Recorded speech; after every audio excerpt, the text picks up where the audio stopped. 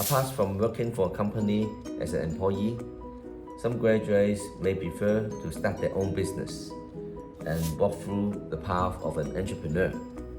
If you work in a company as a fresh graduate, you will somehow in the middle of the company hierarchy. Some staff may work with you and you need to report to the boss, as some graduates do not like to work under a boss. You want to be your own boss. Therefore, they want to start their own company as an entrepreneur. However, you may be disappointed because you are not your own boss. But I'm afraid that you have no full control. You still have to listen to the bank, supplier, vendors, customer, and investor. Now, this is the path of a startup, especially a technological startup. Now, some students may want to start their own company, and as an engineering students, I think that we are in a very good positions because we know the technologies. And nowadays, many startups also rely on the technology breakthrough, and we sometimes call it the disruptive technologies that will change the way we do. Now, first of all, you need to think about what will be the demand of the market in the future. What is missing? How can we make use of technologies to make our life easier? Or how can we make use of new technologies to fit in those missing gaps? Then you write down your idea and build a prototype. And then invite your friends, your relatives, and your classmates to show them the prototype and ask for their opinions and comments. And then do some iterations of the prototype to make it better. And then find a co-founder to work together to work on this prototype and then start a company. So you can register a company and then call for some funding. Then improve your prototype and then finally get a mature product and launch to the market. And then try the best to acquire more customers and users and try to keep them. But if they left and give up using your solutions, then you may need to rethink again and improve your product, and hopefully you can try to launch to better versions in the market and be more acceptable. If your customers say, oh yes, good, I like this product, then you will acquire more customers and then hopefully you can get growth.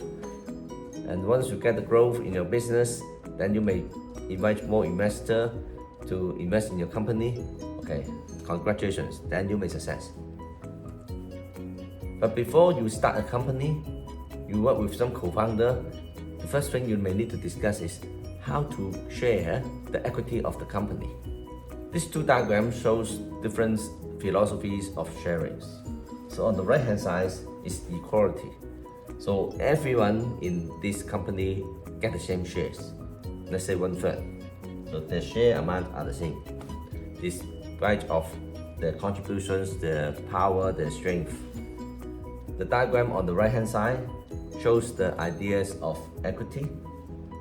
The short boy will get a higher support, while the medium boy get a shorter support and the tall boy get no support, so that the level are more or less the same. Which one is better? If you are the boss, if you need to find a company, which model will you choose? Give you 3 seconds to think about this. 1, 2, 3. Well, my answer is none of this.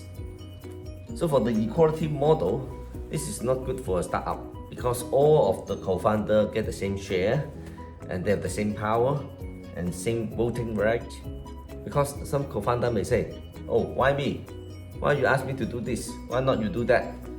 Because the two co-founders may get the same right and they are at the same level, and somehow it is not easy to decide who is the big boss. An investor often like to talk to the top boss, the major founder, for any important decisions making.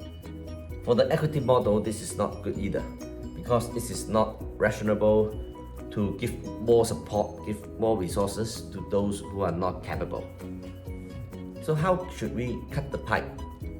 How should we allocate the shares of the company so that everyone will be happy and can create motivations and driving force for the company to move forward? Now, this is a suggestion. First, you need to identify what are the key success factors of the company. Whether this company rely on the idea, rely on the technology breakthrough, or any domain expertise.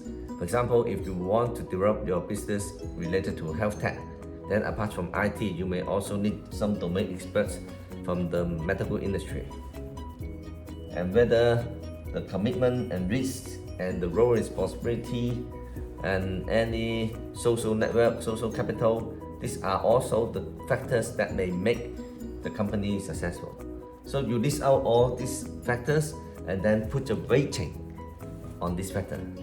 Some of these factors are more important than others, so you put a weighting there, and then you may score the co-founder value. What is, say, different co-founder, Peter, Mary, John, they have different contributions to different factors. Okay, let's say Peter's is very innovative, he has a very good idea, so I give them 10 marks in this idea creativities. And on the other hand, Mary have a very good social network, so his social capital score will be higher. So she may be able to help the company to get more business and reach more investors. So different co-founder may have different values to the company, and we need to assess the score of those values and multiply this value by the weighting. And therefore, if we multiply them together, we can get a weighted average score. So the total score of Peter, Mary, and John will be 146, 122, and 107. And then we can convert that into a percentage. So this percentage reflects the value of each individual in the company. Then you can consider to make use of this percentage as the share distributions for those co-founders. I believe that using this type of share distributions will be more fair and also reflects the values of each individuals. Another very important measures that I suggest any students who want to found your startup company should be considered. This is what we call share vesting. Let's say you and 3 other classmates work together to form a company. So you have 4 co-founders. After graduation, one of them work in the government, another go back to their home country, and then one of them continue to study. And then you are the only one remaining in the company. What if initially, okay, you say, we are friends, let's have equal shares, each of you get 25% of shares in this company. Then what will be your feeling? Will you have motivations to continue to grow your company? Because you know that whatever you do 100%, you only share 25%. While other classmates, they do further study, or they go back to home country, or they do have a stable job. Then what will be your feeling? I don't think that you have enough motivations to continue your business. Therefore, some arrangement for startup is what we call the share vesting. So it is used to protect the interests of the business and the investor. And in other words, you have to work and serve in the company for a certain period of time before you can entitle to get full amount of shares. Usually the share vesting period could be 3 years, 4 years, or up to 5 years. It's agreeable by yourself, by the shareholders. Let's say this is the 5 years model. So if you quit in the first year, you have no entitlement. Let's say 4 of you start a company, and after a year, one of them quit, and that guy will have 0% of the company. Right? That 25% have to surround and give it back to other shareholders. So if that guy can wait for another year and then quit in the second year, that he can entitled to get 25% of the entitlement.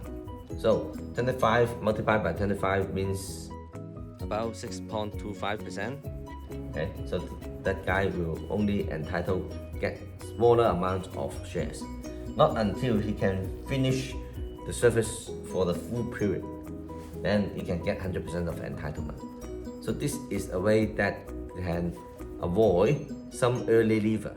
when they leave the company early, then they cannot contribute, and therefore it's reasonable and fair to take away their shares so that those other co-founders remaining in the company, serving the company, can get more shares and more motivations. I hope these suggestions may be useful for your startup. I'm also an advisor of a few startups company formed by my students, and some of them really fall into this trap and they quit the company earlier, and then the remaining shareholders will be very hard for them to continue their business if they don't have this type of arrangement. Finally, let me give you some tips if you want to start a company. First, you need to balance between the fairness, motivations, reward, and productivities when you allocate your shares among your shareholders. Remember, the shares in your company is very valuable and resourceful. In the future, when you want to raise investment funding, then the investor would like to get some shares from you. So if you have already distributed shares to many co-founders and also even employees, then the amount of shares will be very small for you to sell to the investor, and it will be difficult for you to raise money. And remember, cash flow is also very important for a startup. So instead of paying high salary to your staff, but if you don't want to give away shares, one option is to give the stock options to your employee in order to reward them and give them some motivations. So stock options can be exercised by your employee once the company achieves certain milestone or get some investment funding. Then it will be a good motivation for your staff to work harder and do better. You also need to be aware of free rider. For example, you may have your classmate join at the beginning as a co-founder, but finally he or she disappeared. So you need to have some mechanism like share vesting to protect you and other shareholders from being affected by this early leaver. I hope these tips will be useful for you to start your company. If you need any advice, I welcome you to approach me.